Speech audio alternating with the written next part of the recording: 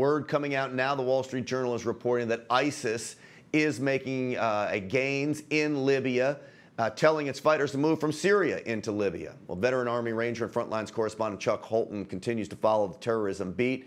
Chuck, great to see you again. Good to see you, Grant. You know, the fight in Libya is going to be just a continuation of the fight that's been happening in Iraq and in Syria. You know, in Iraq, they've cleared out Mosul now. They've cleared out Tal Afar. That was a big fight. And the surprising thing is that now in Iraq, they're going to be moving further to the south, back toward Ramadi, in an area around Hit, in that area south of Kirkuk.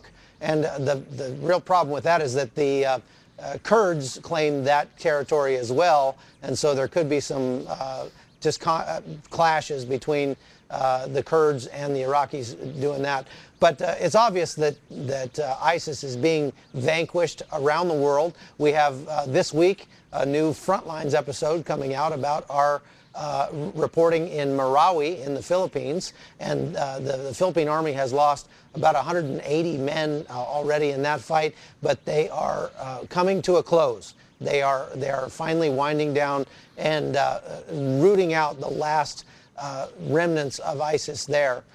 However, like you say, these terrorists are not going to just stay in one place. They're going to continue to move and shift and recruit, and that's the big scary thing, is their recruiting efforts have not been dampened very much at all. No, and so Chuck, if we take this step by step, we see great gains in Syria of pushing ISIS out of Syria. Now Syria telling fighters, go regroup in Libya, and they're doing it outside of towns. And we're told, and the Wall Street Journal is reporting, that they're doing this in groups of 12 and 15 fighters, almost like sleeper cells like Al-Qaeda may have.